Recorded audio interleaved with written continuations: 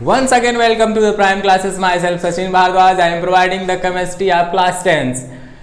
Lesson number 2. So let's start the chapter acid, base and salt. As you know that I am providing the first video. After providing the first video, I am coming to the second video. I hope you have liked my videos and share also.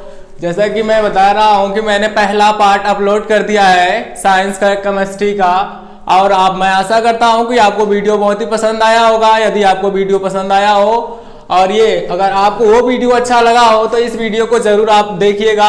मैं आशा करता हूं बहुत ही पसंद आएगा, क्योंकि ये जितना भी टॉपिक है मैं प्लेलिस्ट में आपको क्लास 10 के साथ साथ क्लास 12 की भी केमिस्ट्री प्रोवाइड करा रहा हूँ। और हमारे स्टाफ के जितने भी हैं टीचर्स बहुत ही अच्छे हैं पढ़ाने में, और मैथ के प्रदीप सर हैं जो काफ़ी अच्छा पढ़ा रहे हैं। आपको प्लेलिस्ट में सभी लोगों को मिल जाएगा, मैथ पढ़ा रहे हैं। और आपको केमिस्ट्री का अगर आप 11th की तैयारी कर रहे हैं या कोई कॉम्पिटिटिव की तैयारी कर रहे हैं तो आपको ये जो बेस है क्लास 10 का बेस है, इसी बेस के आधार पर कॉम्पिटिटिव का आता है। तो बस आप जितना भी मैं पढ़ा रहा हूँ ध्यान से पढ़ते रहिए। कॉम्पिटिटिव की केमिस्ट्री या कॉम्पिटिटिव की केमिस्ट्री का कोई भी टॉपिक ऐसा नहीं रहेगा जो आपको कॉम्पिटिटिव एग्जाम में छूट जाएगा। तो चले रहिए, बने रहिए मेरे साथ। तो हमारा टॉपिक छूट गया था जो पीछे हम बता रहे थे सूचक के बारे में। सूचक क्या होते हैं? जो अम्ल और क्षार की पहचान को बताते हैं वही सूचक कहलाते हैं। तो हमने पिछले वीडियो में डिस्कस किया था लिटमस के बारे में। लिटमस अम्ल के साथ अभिक्रिया करके क्या देता है? लाल कलर देता है ना, और क्षारक के साथ अभिक्रिया करने पर नीला कलर प्रोवाइड कराता है। और लाल पत्ता गोभी अम्ल के साथ अभिक्रिया करने पर लाल हो जाती है और क्षारक के साथ हरा हो जाती है। क्योंकि ये हमने अगले वीडियो में डिस्कस कर लिया था, बस मैंने इसको रिवाइज करने के लिए आप लोगों को बता रहे हैं। और हल्दी क्या होती है? अम्ल के साथ कोई परिवर्तन नहीं होता है और क्षारक के साथ लाल कलर में देती है। ठीक है, तो चलिए हमारा टॉपिक है फिनाप्थलीन। फिनाप्थलीन और मेथिल ऑरेंज क्या होते हैं? ये कृत्रिम सूचक होते हैं जो लैब में बनाए जाते हैं और जिनकी सहायता के द्वारा आपको ज्ञात किया जा सकता है, पता कर सकते हैं कि अम्ल क्या होते हैं, क्षार क्या होते हैं, उनको कैसे प्राप्त किया जा सकता है। तो जैसे ही फिनाप्थलीन बनाया गया, तो जैसे अम्ल के संपर्क में लाया गया फिनाप्थलीन को, फिनाप्थलीन आप एक तरह से बोतल होती है छोटी सी डिब्बे की तरह से, इसमें ड्रॉप मतलब लिक्विड के रूप में रहता है। तो जैसे ही आप क्या करेंगे, कोई खट्टा चीज लेंगे, एसिड लेंगे और उसके संपर्क में जैसे ही इसकी बूंद को डालेंगे तो इसमें कोई परिवर्तन नहीं होगा।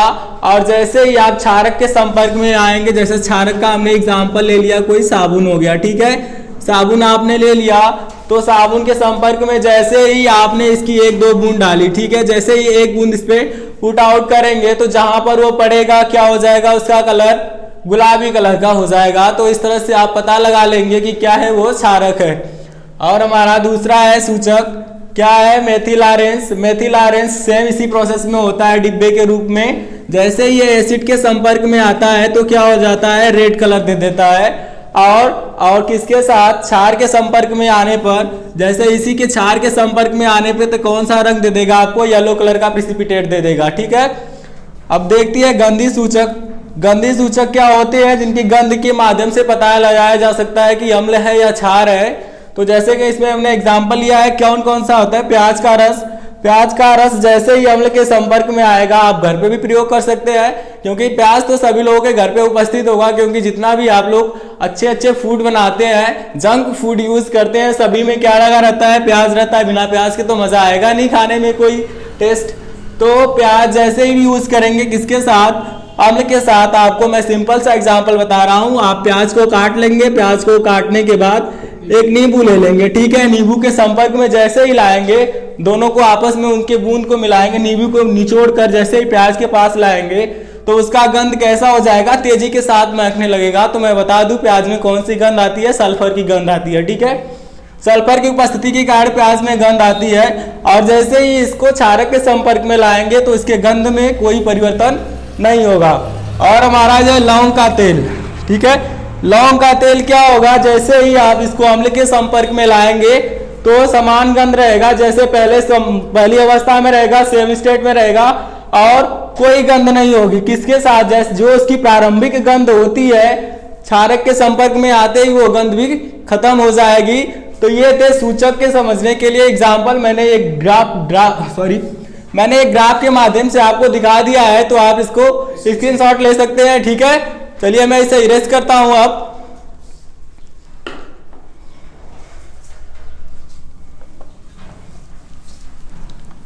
अब हमारा अगला टॉपिक है अम्ल और क्षारक के रासायनिक गुण। तो हम पहले स्टेप वाइज अम्ल के रासायनिक गुण पढ़ ले रहे हैं, उसके बाद हम क्षार के रासायनिक गुण को पढ़ेंगे। The chemical reaction of acid.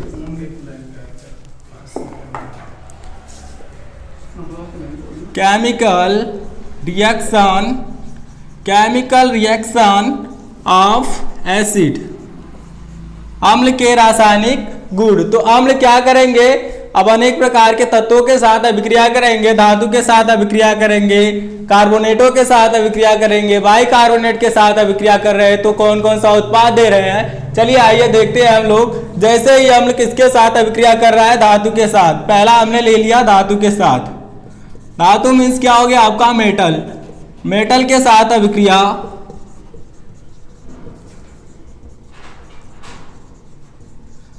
जैसे ही केमिकल रिएक्शन में एसिड क्या होगा, धातु के साथ अभिक्रिया।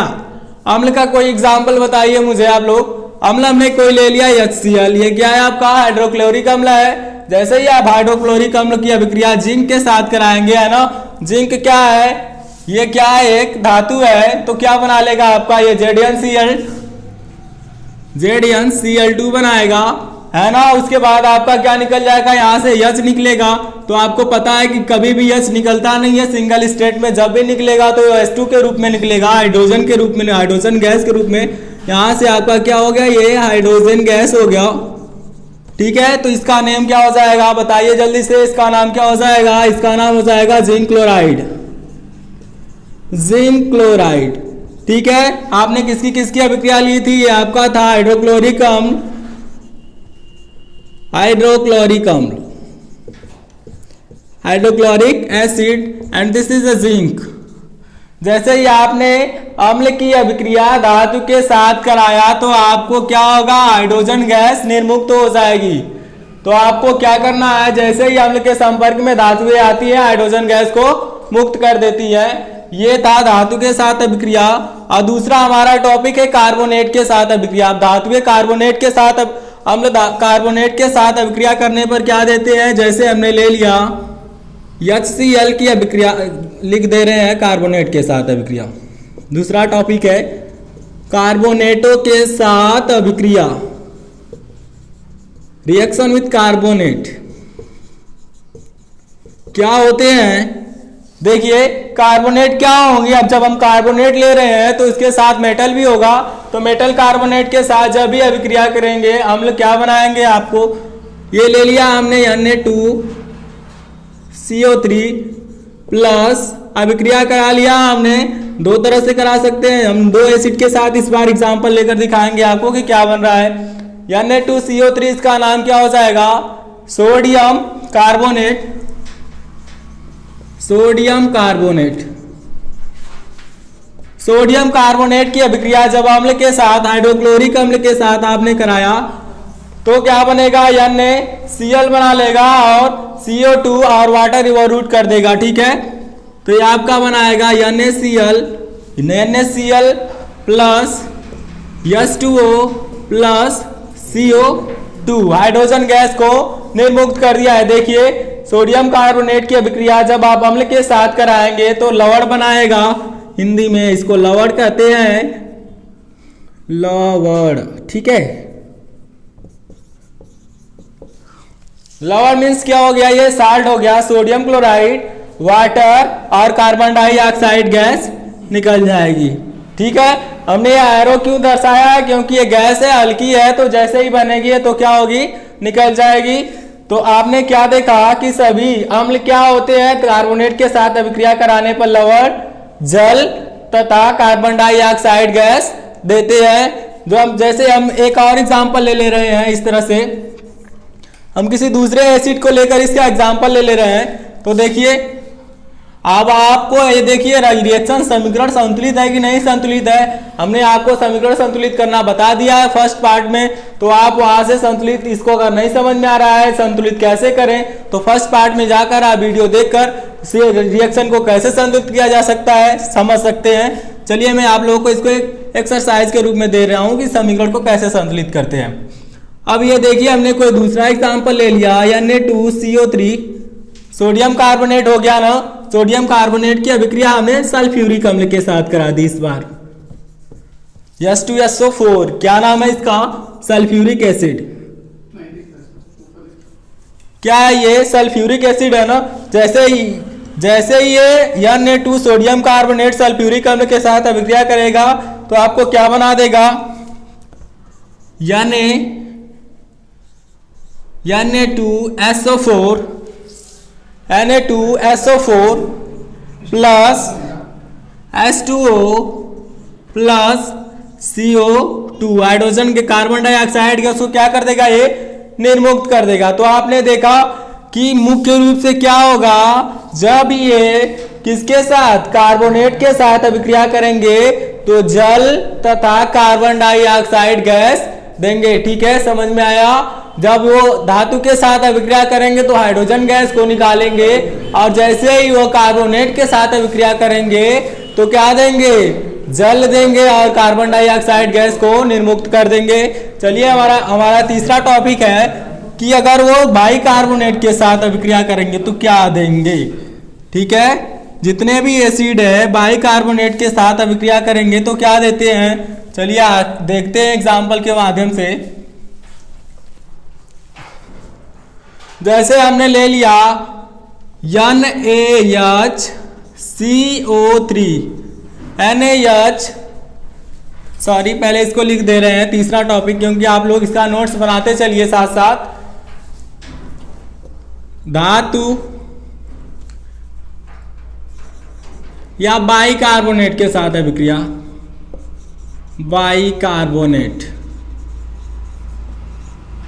बाइकार्बोनेट के साथ अभिक्रिया या रिएक्शन विद बाइकार्बोनेट। जैसे हमने ले लिया NaHCO3, ये क्या नाम है इसका? सोडियम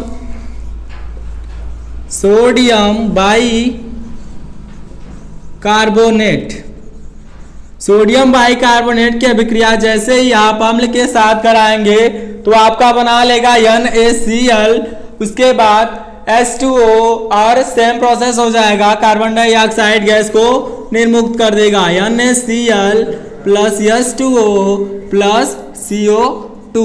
तो इस प्रकार से आपने देखा कि जैसे ही हमने क्या किया, अम्ल की अभिक्रिया धातु बाइकार्बोनेट के साथ कराया तो वो लवण, जल तथा कार्बन डाइऑक्साइड गैस को निर्मुक्त करते हैं। ठीक है, तो आपको ये टॉपिक समझ में आया होगा। चलिए हम अगले टॉपिक पर चलते हैं।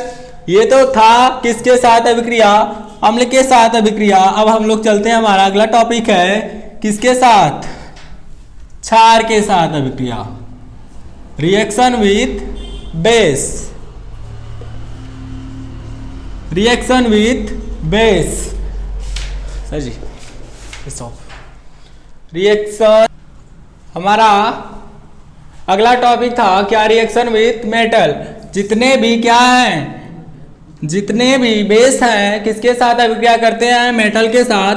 तो जितने भी बेस हैं अब अभिक्रिया करा कर देखिए कि क्या बना रहा है। बेस हमारा हो गया NaOH, है ना? OH आ गया तो क्या होगा आपका? बेस होगा। हमने क्या बताया? बेस किसे कहेंगे? जो हाइड्रोक्साइड आयन देंगे क्या कहलाएंगे?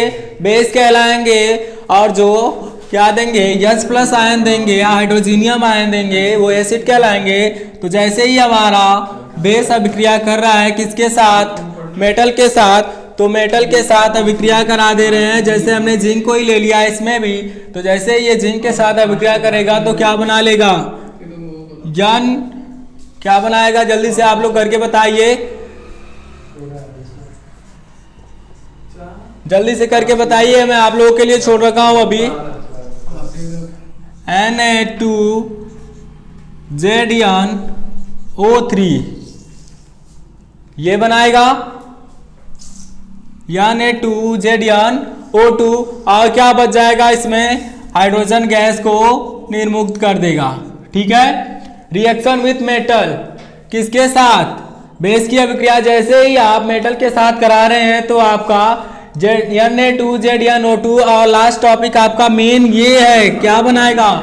हाइड्रोजन गैस निर्मुक्त करेगा। आपको ये देखना है कि जितने भी बेस हैं मेटल के साथ अभिक्रिया करने के बाद कौन सी गैस निर्मुक्त करते हैं?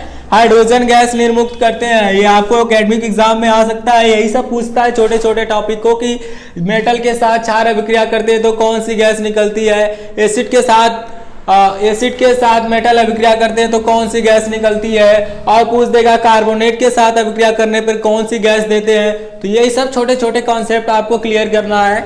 मैं जितना भी टॉपिक आएगा उस तरह से मैं आपको बताते चलूंगा। अब दूसरा है हमारा नॉन मेटल के साथ अभिक्रिया, केमिकल विथ नॉन मेटल, अधात्विक ऑक्साइड के साथ अभिक्रिया। तो अधात्विक ऑक्साइड का एग्जाम्पल जैसे मैंने ले लिया CaOH का ट्वाइस कैल्शियम हाइड्रोक्साइड, इसका नाम क्या हो जाएगा, लिखते चलते हैं कैल्शियम हाइड्रोक्साइड। कैल्शियम हाइड्रोक्साइड की अभिक्रिया जैसे ही आप बेस के साथ कराएंगे, बेस हमारा हो गया NaOH sodium hydroxide. Calcium hydroxide की अभिक्रिया किसके साथ कराया आपने, NaOH के साथ।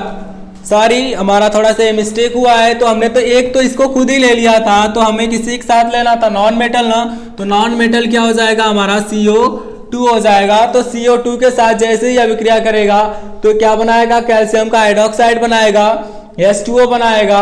देखिए CaO कैल्शियम ऑक्साइड बना लिया, उसके बाद क्या बनाएगा, H2O बना लेगा।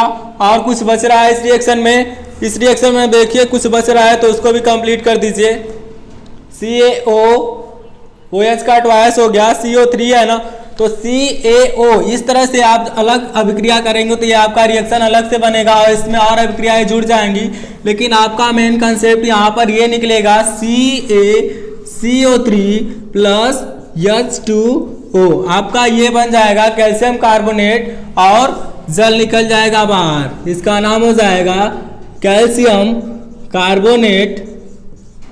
कार्बोनेट प्लस वाटर आपका दे देगा। ठीक है, तो ये टॉपिक आपको समझ में आया होगा कि जितने भी क्या है मेटल है के साथ बेस अभिक्रिया करेंगे तो हाइड्रोजन गैस निर्मुक्त करेंगे, और जैसे ही हाइड्रोक्साइड के साथ अभिक्रिया करेंगे नॉन मेटल के साथ तो आपको वाटर इवोल्यूट कर देंगे और कैल्शियम का कार्बोनेट दे देंगे। तो इस प्रकार से आपको टॉपिक क्लियर हुआ होगा। तो हम लोग आगे अगली टॉपिक पर चलते हैं। हमारा अगली टॉपिक है उदासीनीकरण अभिक्रिया। उदासीनीकरण अभिक्रिया, उदासीनीकरण को क्या बोलते हैं, जैसे कि हमने बताया पहले ही लवण है ना, जो साल्ट वाला रिएक्शन है सेम वही है उदासीनीकरण अभिक्रिया। उदासीनीकरण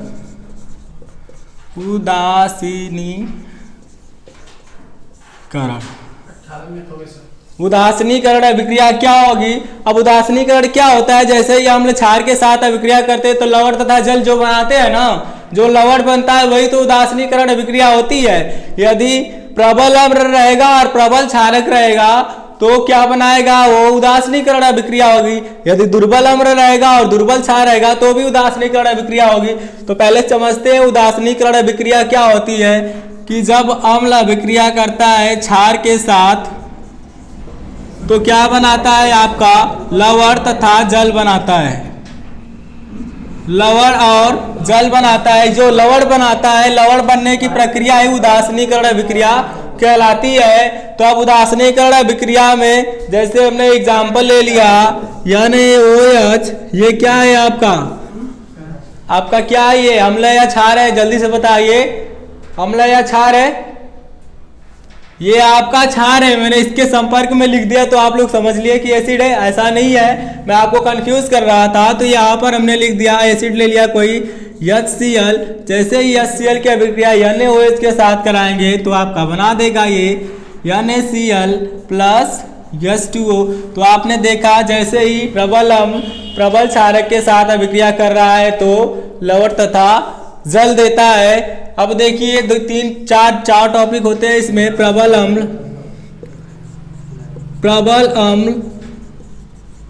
प्लस प्रबल क्षारक, क्या देंगे, प्रबल अम्ल प्रबल क्षारक से अभिक्रिया करने के बाद उदासीनीकरण अभिक्रिया हो जाएगी और उसके बाद जल दे देंगे। ठीक है, और प्रबल अम्ल रहेगा और दुर्बल अम्ल, दुर्बल क्षारक का मतलब क्या, जिसमें जल की जो जल में पूरी तरह से वियोजित न हो, ये हो गया हमारा दुर्बल क्षारक। तो ये आपका ये तो टॉपिक ठीक है कि क्या देगा, जल देगा ना, लेकिन कौन सा लवण बनाएगा, ये अम्ल की मात्रा अधिक है तो अम्लीय लवण। क्या देगा, अम्लीय लवण देगा। ठीक है। और हमारा अगर यही सेम कंडीशन है कि प्रबल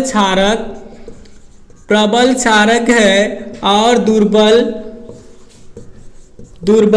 अम्ल है, जब प्रबल क्षारक रहेगा और दुर्बल अम्ल रहेगा तो क्या बनाएगा, ये क्षारीय लवण बनाएगा। लवण तो बनाएगा ना, क्यों बनाएगा, क्योंकि अम्ल और क्षार की अभिक्रिया से लवण तथा जल परस्पर बनते हैं, लेकिन जिसकी मात्रा अधिक रहेगी, जैसे आप चीनी और पानी का घोल मिला रहे हैं, यदि चीनी ज़्यादा मिलाएंगे तो चीनी और जल कम मिलाएंगे तो क्या होगा, जैसे ही आप रस बनाएंगे तो रस ज़्यादा मीठा होगा। सेम कंडीशन इसमें भी है कि अगर क्षारक की मात्रा अधिक रहेगी तो क्षारीय लवण बनाएगा, अम्ल की मात्रा अधिक रहेगी तो अम्लीय लवण बनाएगा। यदि दोनों की मात्रा कम है, यदि दोनों दुर्बल है, अगर दुर्बल अम्ल है और दुर्बल क्षारक है, क्या है, दुर्बल अम्ल और दुर्बल क्षारक है, तो आपका क्या मिलेगा, पहले वाली कंडीशन में आ जाएगी, ये आपकी उदासीनीकरण अभिक्रिया हो जाएगी। उदासीनीकरण अभिक्रिया प्लस आपको जल मिल जाएगा। उदासीनीकरण क्या हो जाएगा, अम्ल और क्षार की परस्पर मात्रा दोनों की बराबर रहेगी, तो इस प्रकार से होने वाली अभिक्रिया उदासीनीकरण अभिक्रिया कहलाएगी। तो मुझे विश्वास है कि आपको वीडियो पूरा समझ में आया होगा। यदि आपको मेरा वीडियो अच्छा लगा हो तो लाइक करें, शेयर करें, सब्सक्राइब करें और वीडियो के साथ बने रहें। थैंक यू, जय हिंद।